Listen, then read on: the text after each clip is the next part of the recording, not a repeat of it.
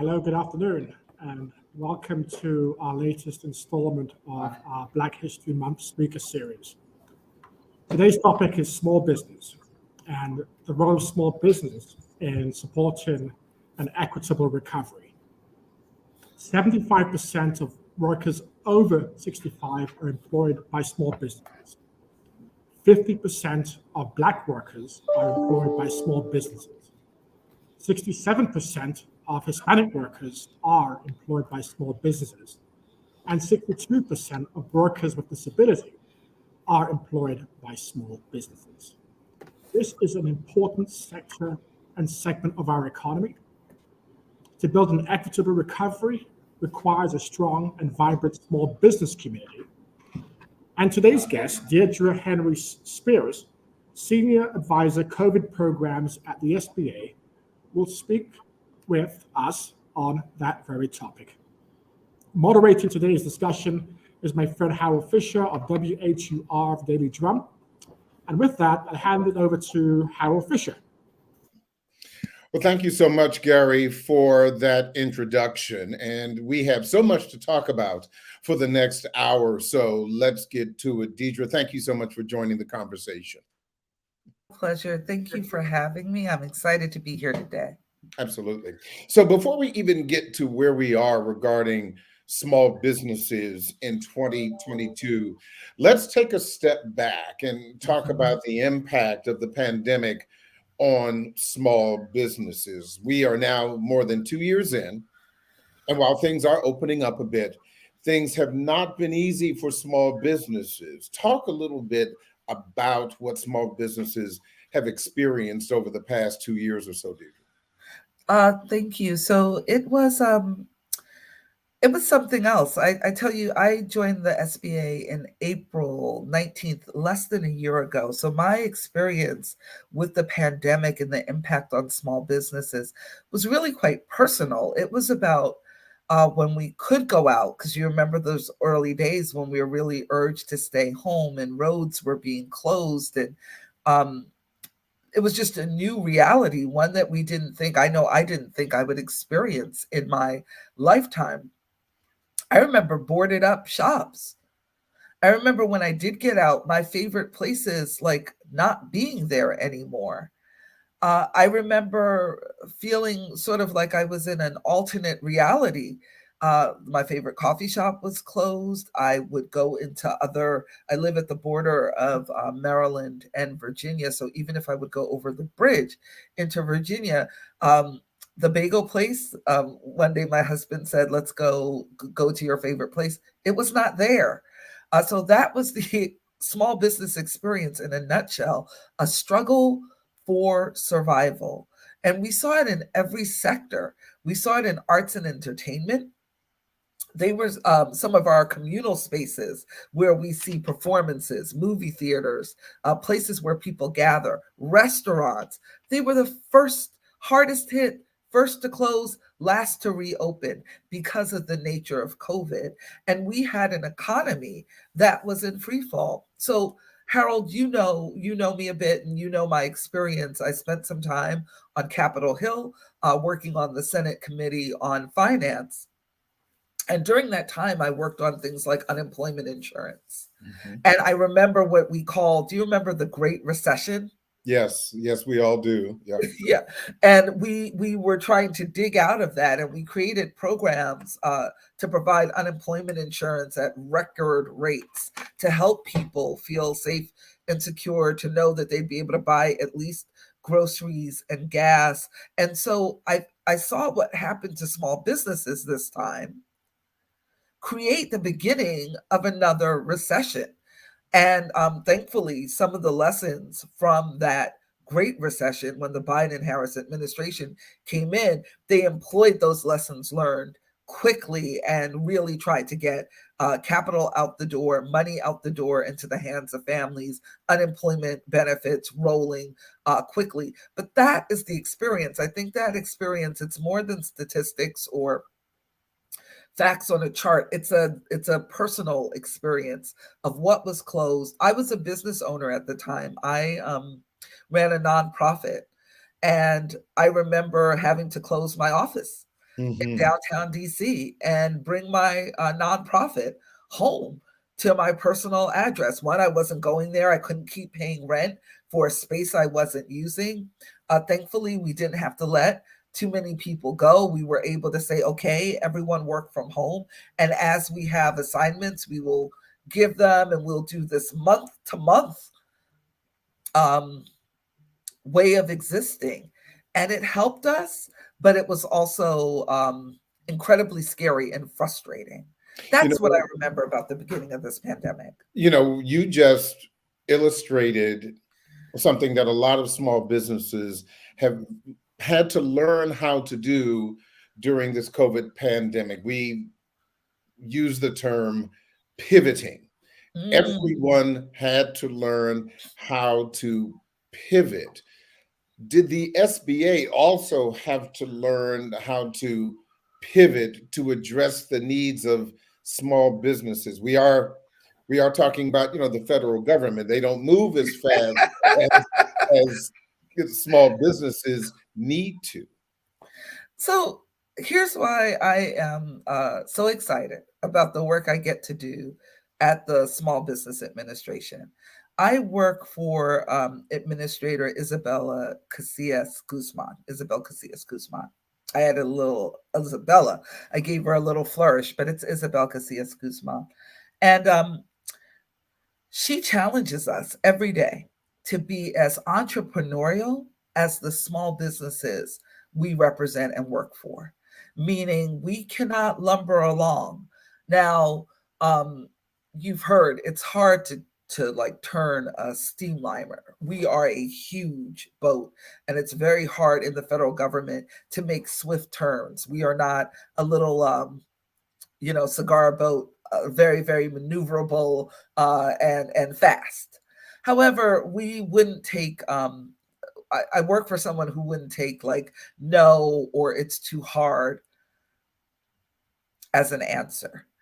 This is a small. She's a small business woman herself. She comes from a family of small business owners. Her father opened a veterinary business, and she grew up working there and watched that business grow. So it's almost visceral with her, the desire to help small business owners. She knows that it then becomes about a family. And when I was thinking about accepting a position at the Small Business Administration. I come from having maybe 10 years at the Department of Health and Human Services, working in the health sector, and then working on the Hill, and then working in a nonprofit. It was like, small business, is this my bread and butter? I know about recovery, but what do I know about the business owner? It's like, well, you ran a nonprofit. Here's what I know is that business owners that are powering our economy, so we're going to agree they power our economy, are people with families. They are usually very, very small, like less than 100, less than 50. We have all these categories, up to 500 employees. We consider you a small business. The smallest of the small are less than 50 employees. In my business, I had less than 50 employees. You become a family and you represent families. And so what do I know about families? Like, the money that comes in, it's a matter of survival. It's a matter of who eats. It's a matter of what you're going to eat. It's a matter of what you're wearing to school, who's going to college and who's not. It's a matter of multi-generational, how the family supported. And then it's a matter of personal pride, the thought of making an idea real and then growing it. And so SBA had to think that way. We inherited a few programs. I was going to Freudian slip and say problems, because we inherited some of those too, Harold. Yeah, I mean, that's the reality of moving from administration to administration, as well as the ever-changing dynamic that is, as we've seen, the pandemic. But please go ahead. Yeah, so thank you. So maybe we'll start at that moment. Like, we come in, there are programs that were stood up in the gap, and right between the in that transition space between administrations, from the previous administration to the Biden-Harris administration. Well, we didn't have a very smooth transition. So that means the typical handoff and conversations that would typically happen in the middle of a crisis moment for our country and our economy didn't happen. So we had to just hit the ground running with the programs that we received, things like PPP, which is a wonderful program, definitely got money out to the community, but we know there were fewer fraud checks than we would have built. So then how do you build those on the back end and make sure you're a good steward of all of our tax dollars? Because we know we don't have a lot of money to spare. We send them for our taxes and we expect them to be used appropriately. Programs like COVID Idle, which is the economic disaster and injury loan. But there was one, we always have an EIDL program, economic disaster and injury loan, but there was one made specifically for COVID. And I tell you, that money wasn't moving out the door as efficiently and quickly as we wanted. Administrator Guzman made that a high level priority to really look and get money out the door. We had another program called Shuttered Venues and Operators Grants.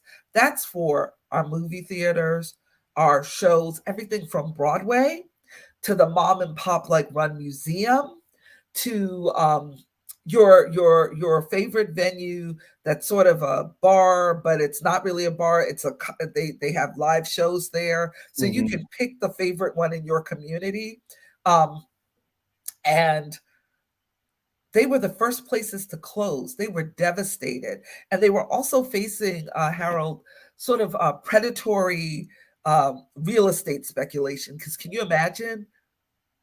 Yeah. Some of these beautiful venues are in beautiful buildings. And people wanted those buildings. And so at the moment that I was hired, Shuttered Venues was one of our programs where not a dollar had gone out the door. And we were now in April. We had had a launch that just did not go well in the beginning of March. And we were trying to recover from that. That's the first job the administrator gave me. Like, you are my senior advisor for COVID programs. Shuttered Venues, let's fix it, because I need that money to go to this sector of arts and culture. And so we just rolled up our sleeves. We moved folks around, including personnel.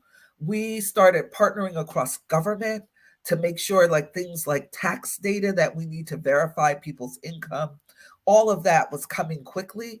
To date, we've gotten $14 billion since April to now, $14 billion out the door, money in hands.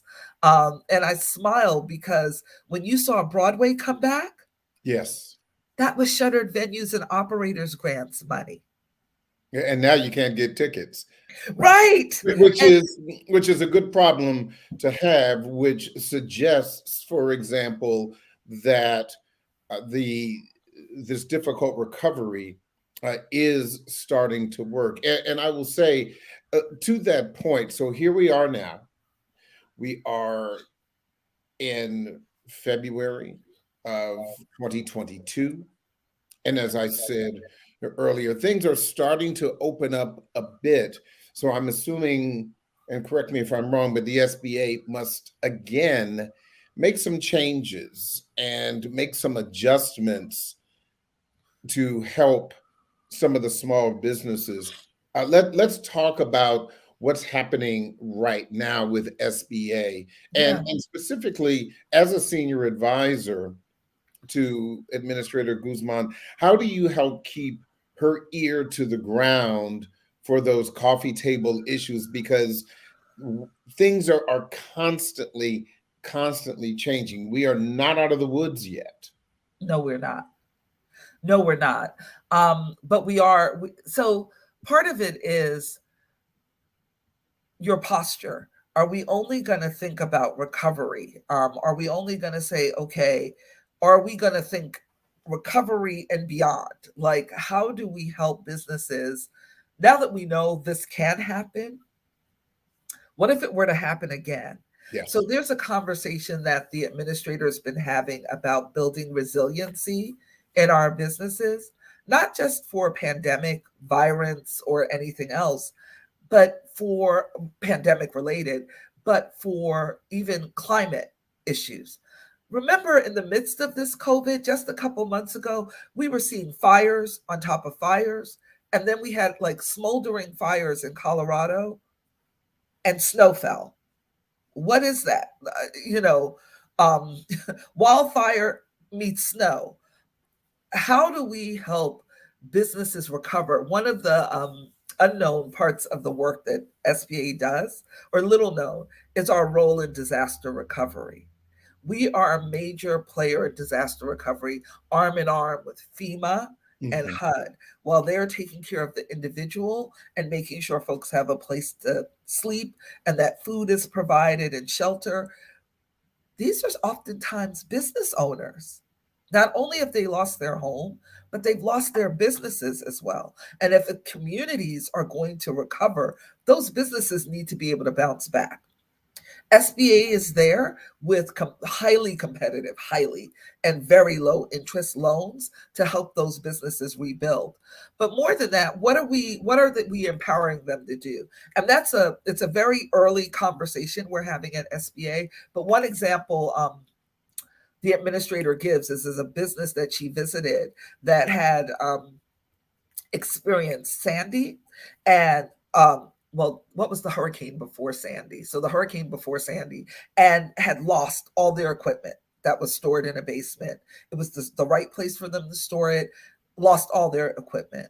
They used one of their loans, and in their rebuild, built storage that was elevated and away. Okay, that seems simple and common sense, but that's what they used their loan to do. When Sandy came, they were up and operating again when it went out.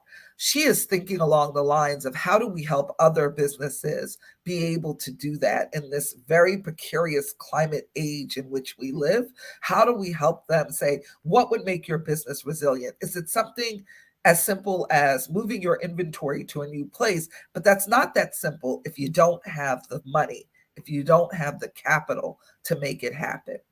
Mm-hmm. That's just one example of how we're trying to think creatively about our role in helping small businesses. We are talking to Diedra Henry-Spires, Senior Advisor for COVID Recovery Programs to the Administrator of the Small Business Administration. Yeah. In a bit, we're going to go to some questions, but I still have so many things to drill down on. Yeah. Let's talk a little bit about the fact that this is Black History Month. Yes. There appears to be a lot of focus on African American businesses right now. You see advertisements on television. How are their needs different from the majority? And how is the SBA attempting to address that? So one of the things that I just want to share with you, and it's hot off the shelf, one of our partners, I had mentioned Community Navigators, that we have a program called the Community Navigator Program. And one of our partners in that program is the National Urban League. And I am just trying to pull up, they just released this report yesterday. That's why I don't have the stats committed to memory. But in concert with a partner of theirs, Third Way, 2% of businesses with employees are Black owned. 6% are Hispanic owned, 10% are Asian owned, and 0.4% are American Indian and Alaska Native owned. Black and Hispanic female founders receive less than 0.5%, 0.43% of total venture capital investment. That means money from folks who say, hey, we love your idea. We're a venture capitalist. We're an idea capitalist. We're going to give you this money to make your idea real. Women-owned small businesses only get 5% of federal contracts, and 1/4 of Black and Hispanic-owned businesses are concentrated sort of in one place. We're not spread out across the sectors. Here's what we know at SBA is that there are real historic barriers, reasons for those statistics, and that it's going to take serious and pointed effort to overcome some of those historic barriers. So the Biden-Harris administration has been really, really focused on equity. So what does that mean? And sometimes there's a misunderstanding that in order to be fair and equitable now, we're going to that's a reason for us to be inequitable in our approach. No, it just means we are tailoring and targeting to people who historically don't hear the call, like PPP. Can I tell a story here, Harold? Can Yeah, I sure. share Go a ahead. story with folks? So the administrator, so we talk often, and the administrator shared a story she read. It was a news article, and in it they had spoken to a Black owner of a juice bar, and that owner said she did not take PPP because she did not want to take a loan. And in that article, it was touted as a success, that is the way people should think. My administrator shared with me that it just was devastating to her because PPP was a forgivable loan, meaning you take it and then we say, shucks, you don't have to pay us back. That's the type of money Black business is, and any business that qualifies rightfully in a non-fraudulent way, just straight qualifies for the program, should take. That business was an example of the type of business that these programs were made for. Another example is our COVID Idle program. I mean, we put out hundreds of billions of dollars to small businesses. As the SBA, we made sure we did a targeted outreach. I talked to churches. I talked to a lot of churches. I talked to my churches.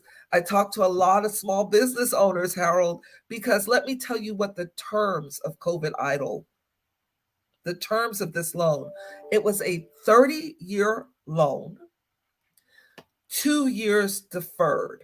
That means for 2 years, you don't pay back anything. The interest rate was 3.75 for for-profits and 2.75 for nonprofits. Mm-hmm. I lived a long time and my credit is solid. I haven't heard terms like that on a loan.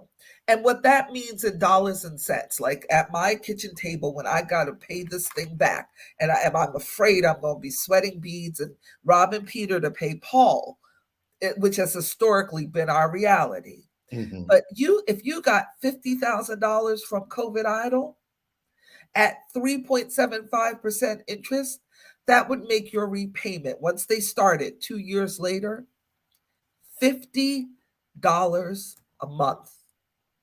Mm-hmm. With a loan that turned a whole business around, or kept the business going.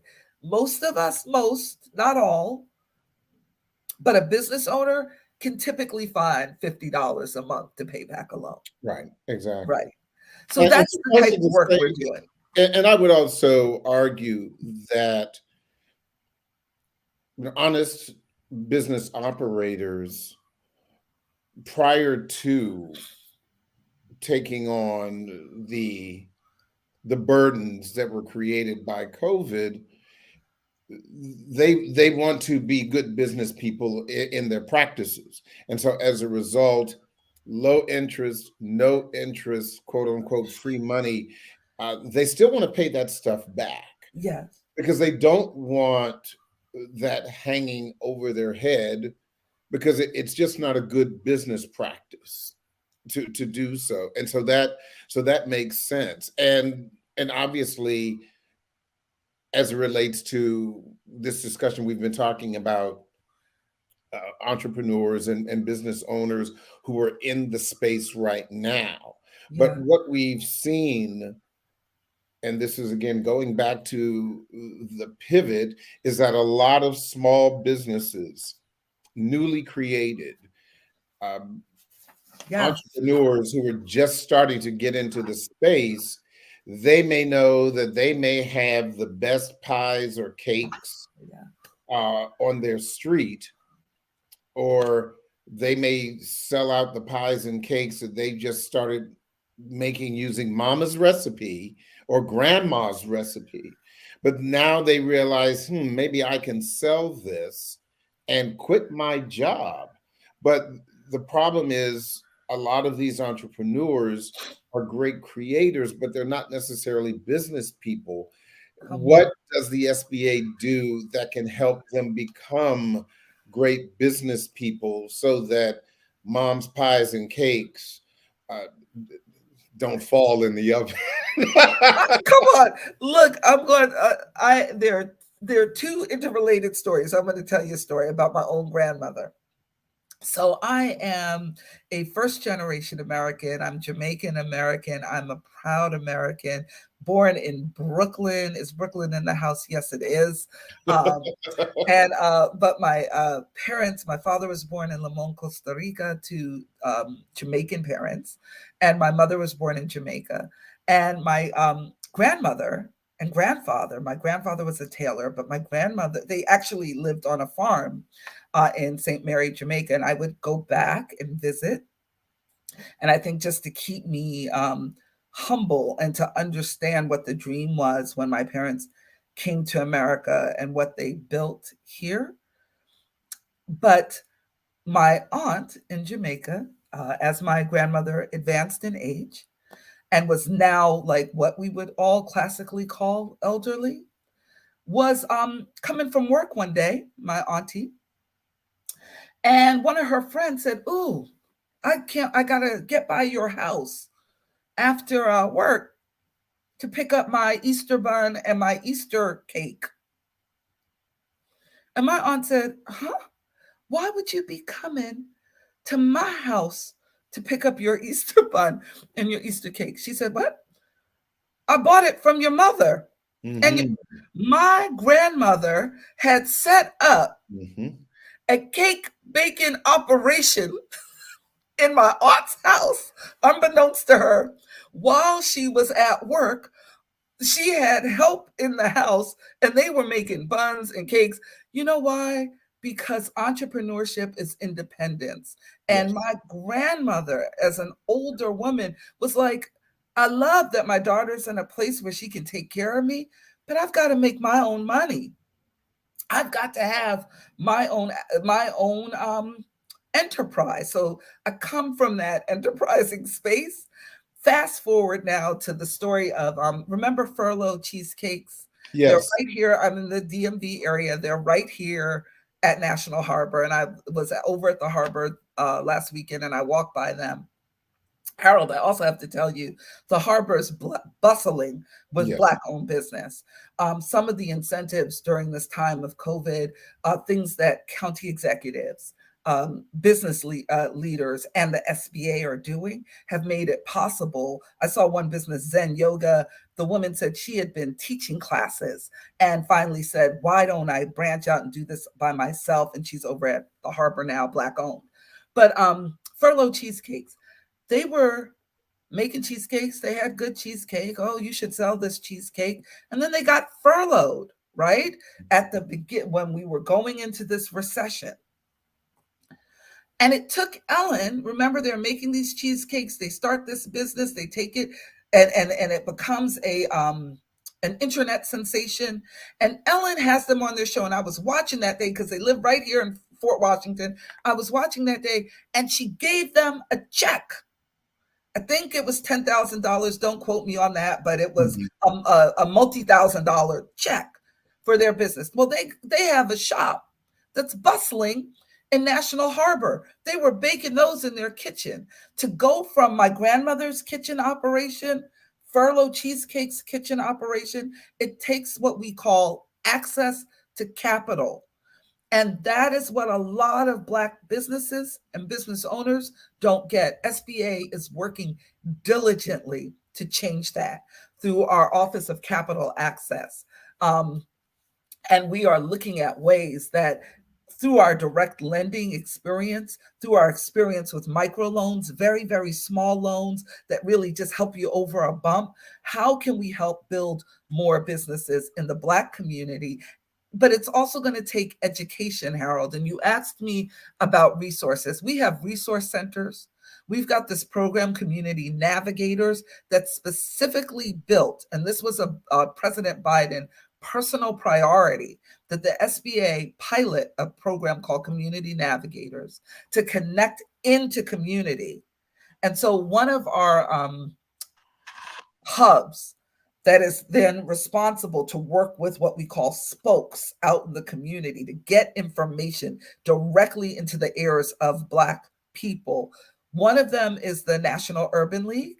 The other is the U.S. Black Chamber of Commerce. So our leaders like Mark Morial at the Urban League and Ron Busby at the U.S. Black Chamber. And then they fund spokes with that money that are in the community saying, okay, you need to connect this way. Walk in here and have this conversation. And we're now trying to build, people call it an ecosystem. We're trying to build connections between our resource centers and our navigators so that in any community in the United States of America, somebody with an idea that they want to take big can find where to go to have that conversation and be mentored to the next step. And that stuff you'll find on our website. If you Google Community Navigators or SBA Community Navigators, you will end up at a map that starts helping you navigate where you can find these types of resources. You can tell I get excited about this. And you should, because I think it'll also help burgeoning entrepreneurs get excited as well. We are talking to Diedra Henry-Spires. She is the Senior Advisor for COVID Recovery Programs for the Administrator of the Small Business Administration, sharing some information for entrepreneurs, small business owners, or those who are interested in becoming small business owners. We're going to try to help you navigate the tricky world of that beyond those pies and cakes or anything else that you are developing to start your small business. I do want to drill down a little bit about what you just mentioned as it relates to helping a new entrepreneur not make the business mistakes.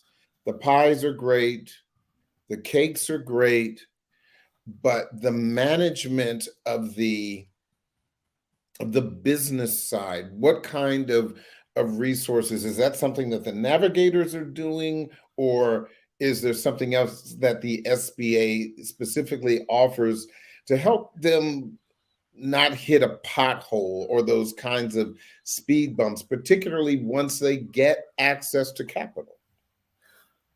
I want to make sure I'm understanding the question correctly. So do we offer, is it like, are we asking about a mentor, or are we whether it's mentoring and the like? Yes. Yeah, and we have them sometimes population specific. We have our resource centers geared towards veterans offices, veterans opportunity and business centers. We have ones geared to women, and we are really proud of our women's business centers because we have opened a historic number of women's business centers this year, never before seen. We have made sure there's at least one in every state, including Alaska. We have our resource centers. We have our relationships, even with bankers and funders, so community development funds and community development banks, to really help them understand how to provide funding for small businesses. And then also we're trying to make sure that we're able to stand in the gap. So banks, so we learned a lot during COVID. PPP was great if you had a relationship with your bank. There was a really well-known community activist who was banking, and when I told her I was at the SBA, she said, "Oh my God, that's wonderful. The EIDL loan is the best thing that ever happened." I said, "Really?" She said, "Yeah." She said, "Because I was banking with a particular bank for 30 odd years. And when I went to get PPP, they said they couldn't match my identity. Mhm. So if you didn't have a relationship with your bank, we found that you may not have gotten people. And a relationship is relative. 30 years of banking with you, you ought to know who I am. We found that the SBA product kind of took away that bias and leveled the playing field. So we're starting to recognize our role in leveling playing fields, and also then in helping folks connect with resources. Harold, this is something I really want to say about the Black community in particular. We need to work with our resource centers. I think this is a challenge for SBA Mhm. and our community navigators and our community leaders outside of the business, like political leaders, whoever, to figure out how we're going to educate ourselves on. We remember that big push on financial literacy. So Yes. then, like business financial literacy, Mhm. Yes. because it's not, folks try to make it more complicated than it is. And it is nothing that our community cannot understand. Uh, we can understand this and then realize when it's the right opportunity to take advantage. But we have so many resource centers. I want to be able to follow up with the Center for Workforce Inclusion and just have a relationship around helping folks connect with those resources. I think that's something that we can do. Absolutely. It's very critical. And I like that term, business financial literacy, because no matter how great the cakes and pies are, uh, if you don't handle your business, you won't have a business to handle. Yes. We've got some questions Okay. from our audience, and I want to make sure that we take some time to share them with with our viewers.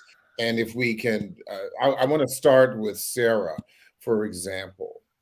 Sarah from Washington, D.C., and she's writing, how are small businesses retooling traditional frontline jobs to become more attractive to prospective employees or employers, I would imagine, as well as um, especially those with concerns over COVID in the workplace? I love it. Like I said, lots of COVID lessons. I don't think the workplace will ever go back quite the way it was. Even SBA, you see that today I am working from home, which I do 1 or 2 days a week, and then the other days I am in the office. Um, so things are changing, and we are finding these changes to not only be COVID proofing, but also making employers more attractive. My own experience with hiring people, I looked for an assistant at my nonprofit until the one of my partners in the business, who happens to be my husband or in the business at that time, took over he's let me do this. And the best person for my frontline assistant didn't even live in my state. And so I felt cutting edge, because this was before COVID, to have this virtual relationship with my assistant. And I really didn't know how it was going to work. If I were out, would she be able to find me or tell people where to get me? And with all the technology we have, her help, we're I don't know, we went for as long as I've been at the company, and I'm not, and she's still there, has been seamless. She could find me anywhere, spooky kind of sometimes. So I think people's brains have been expanded to what is possible, and that there's this virtual ability. Nothing will ever replace person to person human contact, but technology opens up some ability for us to be much more flexible. I think so. Job sharing, which we talked about during the Great Recession, when we were trying to help people maintain some of their employment, is something that we're going to hear more about, where folks maybe share one job. You go in 2 days, Somebody else goes in 2 days. Everybody gets paid, and the employer keeps service going if it's that type of job that has to be done in person. So between virtual things, cutting edge, in a non-recession time, cutting edge work sharing ideas, I think folks are going to be innovating for a very long time. I may save it for another question, but one other space we could talk about, Harold, is my boss calls them accidental exporters. So Meaning? that you got intrigued by accidental exporters. Accidental exporters are the folks during COVID who, because they were doing their work virtually, so I sell cakes and pies, but I can't sell them in a storefront or from my house because nobody could come. Maybe somebody started ordering them from another state, or somebody, and all of a sudden I'm shipping. Now I'm shipping. And they don't know where now I'm shipping internationally. And it just was sort of a result of COVID that people started sending goods and wares across borders in all kinds of ways. Accidental exporters. Do you know 97% of the exporting business is done by small businesses, but only 1% of small businesses export? Isn't that? And I would say I do remember seeing recently a report that speaks to that issue on the other side, those who not who provide the product, but those who move the product. That while some other small businesses were having a difficult time during the pandemic, these product transporters, exporters, whether they were moving across state lines or across town or moving out of the country, were overwhelmed with work. Yes. And we're needing to hire more people Yes. to help this not growing but exploding business. So I do remember that. Yes. And so I think we will be adapting and finding ways to use multiple skill sets to make our businesses. We're going to have to adapt as a country. As a country. Let's move on to the next question. This question comes from Vera in Tennessee. And Vera is asking, are there any other groups or resources you would recommend to help job seekers connect with networks of small businesses in their area? That is such a good question, because some people are leaving their jobs and looking for other opportunities. I think this is an interesting, and I'm going to raise it. I think this is an interesting role for chambers of commerce. Often they're protecting the interest of small businesses and business owners, but they really could be pushed to move into the space as more of a connector of skill. And I know they do it all, so don't let me downplay the role of U.S. chambers. But I think if anybody knows every business in town, it's your chamber. And then we have the affinity chambers. We have, by affinity, I mean the Black Chamber of Commerce.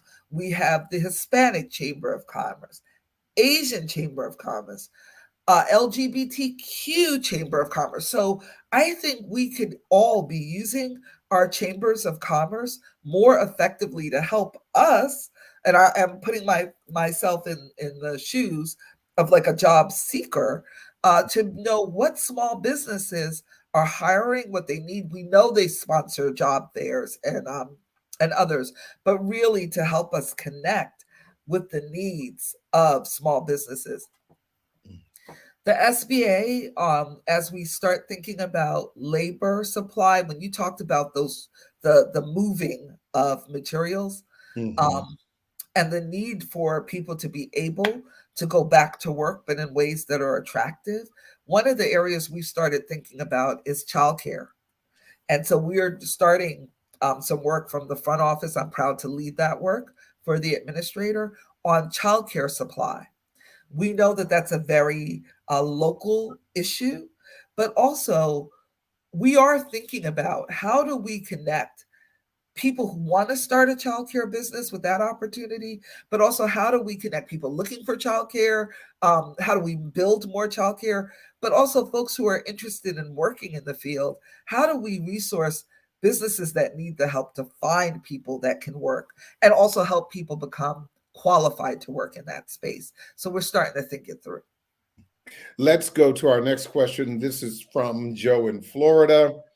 And Joe asks, what is the SBA seeing in terms of small businesses adopting a skills-based approach to hiring? Is this something that the SBA promotes? I think we explained that because not everyone may be familiar with skills-based hiring. So let's do a working definition of specifically what that means.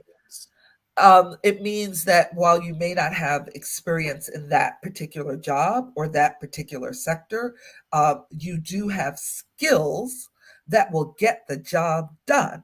And so I'm a great example of that. I had not worked at the SBA before.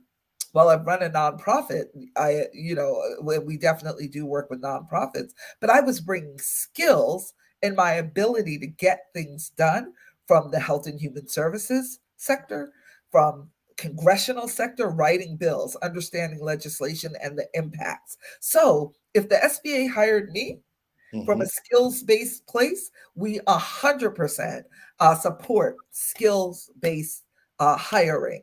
And I think you're right. We could probably lean in even more with our business owners. We could maybe do some sort of focus on being skills-based. But with this labor shortage, so to speak, what do we call it? The Great Resignation. I will put my thumb on the scale for more employers thinking skills based as we go on.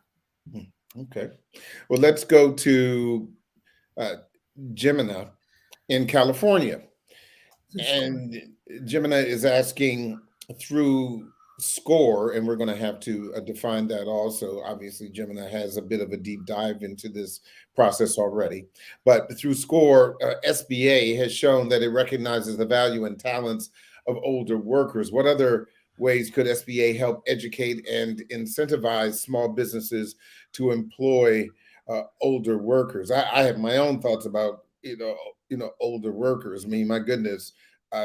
Can you hire a more dependable group of people who are dedicated, who want to stay active? I mean, that's a whole show in and of itself, because those senior workers who may have retired, and if you get them in, they're going to be with you. But that's my own little editorial. But let's talk first of all. What is SCORE? Explain that. SCORE, Harold, is the nation's largest network of volunteer expert business mentors. It is dedicated to helping small businesses plan, launch, manage, and grow. And it's a nonprofit organization that is driven to foster these just beautiful and vibrant small business communities through mentoring and educational workshops. And so a lot of our educational workshops do absolutely are targeted to older workers, are also targeted to businesses learning how to engage with more, I don't say older, because I've started receiving AARP at my house. So I no longer, I no longer say older. I say seasoned. I say experienced workers. Wizened. Right. Connect. And I do think, just as we're trying to encourage innovation, and we want the pie bacon, but we also want some of these young folks that are coming up with ideas that will be maybe the next fuel source 100 years from now, but it's across the gamut. And I think there needs to be, and we could probably do or think through a way to partner with SCORE to do a focus on what older workers can bring to small businesses, the stability, the mentorship that having an older worker in your shop provides to the younger workers. They may move faster, they may be able to do whatever, but they're not, to have someone other than you say, you've got to be on time. You've got to, let me show you a better way. You're doing it quickly, but you're making mistakes. Here's what happens if you, there's a moment that happens in any organization that makes it thrive. And it's when you can bring together the talents of everyone in the workforce. And I think we've got to recognize in a real way, SBA can play a role in recognizing what older workers bring, particularly to a small business where every hire counts. Every hour counts. So I think that's a further conversation we should have.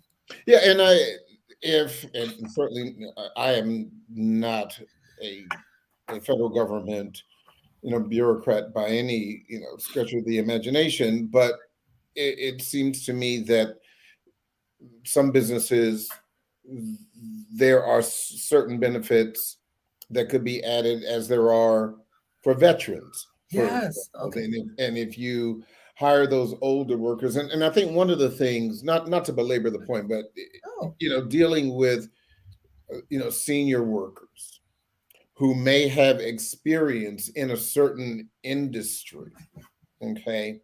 One of the things that the institutional knowledge that they may bring to a certain industry without being considered old-fashioned, or we don't do it that way anymore. There is a way, I think, and this is certainly out of the purview of the SBA, but I'm speaking specifically to small business owners, that if you hire a dedicated senior who is familiar with the work and the institutional knowledge, the history that they could very well bring to the pies and cakes or what have you, if you want to do that nostalgia month for September or what have you, they would know how the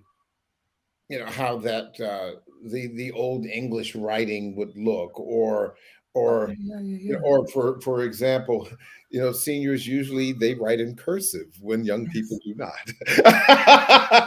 And so I think there is certainly a benefit that senior workers entering back into the workforce would bring. And as you said, certainly, the SBA could possibly capitalize on that by offering an incentive. I don't want to hold this up with this part of the conversation. We still have some more questions that we definitely need to get to. And this is really critical. This is one of the most important questions I think we need to address today. This is coming from Cassandra in Wyoming. Oh, yeah.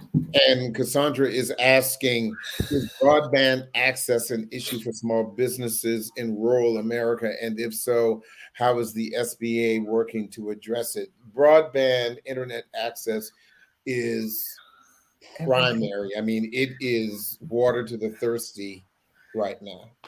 I'm sorry, Cassandra in Wyoming, yes? Yes, Cassandra. So I worked for 8 years for the senator from Montana. I told you I'm from a big ranch back east called Brooklyn. I am not from Montana, but I learned so much traveling back and forth to Montana. I learned that what it is to have your closest neighbor 50 miles away. And so broadband is a real issue. Not just in frontier rural America, we've got broadband like gaps. If you go to Baltimore, a real urban center, there are broadband gaps in the middle of an urban place. So it is a huge issue. Okay, so what is SBA doing to serve it? To serve this problem? It's about partnership. It's our partnerships with the Department of Commerce. It's our congressional partnerships, and it's a partnership with tech giants like Google and others, where we are making them aware that, remember when I started the show with the closed up buildings? We have Yes. all tasted what it looks like when small businesses don't flourish. Broadband is essential to that. They need to be a part of the solution. And we are certainly at the table and bringing people to the table to realize it's vital to small businesses. So that means it's vital to the US economy. Yeah. And the broadband internet access, rural communities, or as you said, even underserved communities, you have to have it. Yes.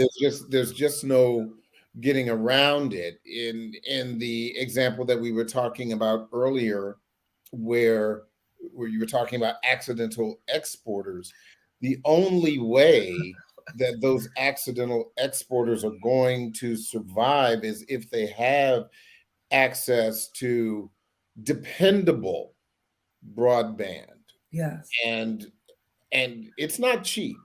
And so I think those loans also that would come through the SBA would really be the financial foundation to make sure that people stay connected. Thank you for bringing it back to what we do, which is provide money and capital. It's like at the heart of what we do. So thank you for bringing it. They wouldn't even exist without the broadband, much less flourish. So we've got work to do in that space. We do. The administrator has started something called the Digital Alliance, where we are working with a lot of tech giants and in the tech industry. And these are the types of conversations they'll be having. So I just want to highlight that for you. We are really kind of short on time, but I wanted to give you an opportunity before we wrap up to share some final thoughts about where we are with SBA small businesses and seeing the light at the end of the tunnel as it relates to the pandemic. Look into your SBA crystal ball and share where you think we're going moving forward in 2022. So SBA is walking the walk, not just talking the talk. We have well over 90% of our staff is fully vaccinated. We have returned to work in terms of a reentry into our own building. I told you I'm there multiple times a week and only less times than that at home. We have a plan. And so I think what this pandemic has said we have to do for all of us is make a plan. We have promoted, I think, some of the money, I know, particularly with like Broadway and the performing arts, because of that $14 billion, was able to come back so safely. They were able to say, nope, got to be vaccinated to walk in here. We saw Major League Sports that unfortunately didn't have the access to those funds, just like open, like whatever. With the cushion of some funding, they were able to say, wear a mask, show vaccine, like just have a plan and move more thoughtfully. So I think where we are is plan as a small business, plan as a worker. How are you going to keep yourself safe? How are you going to keep other people safe? And now we're looking past just recovery to what is going to stick with us for the next 10 years. Virtual work, exporting, new ways, skills-based hiring, those types of things. Look at that, and then you can find your niche. And for those who are interested in accessing the resources for SBA, where can they find it online? Oh, please, just go to sba.gov, type in like resource, whatever it is you're interested in, type it in our search engine, and you will be well on your way. There are phone numbers you can call, and we actually do pick up the phone. So use all the phone numbers, use sba.gov as a resource tool, and walk into your local U.S. chamber, walk into your local resource center, and find your local community navigator, all on that site. Well, Diedra Henry-Spires, Senior Advisor for COVID Recovery Programs to the Administrator of the SBA. Thank you so much for joining us in this conversation. Obviously, we want to salute the Center for Workforce Inclusion for bringing you on to have this discussion. And I also want to thank them for having me be a part of it. Diedra, be safe, and we look forward Thank you, to Harold. all of the things that you and SBA are going to be doing in the future. Harold, it's been a delightful way to spend an afternoon. Thank you so much. And like you said, thank you to the Center for Workforce Inclusion. And for the viewers, be safe and have a good day.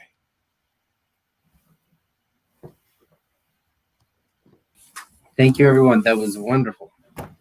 Yay!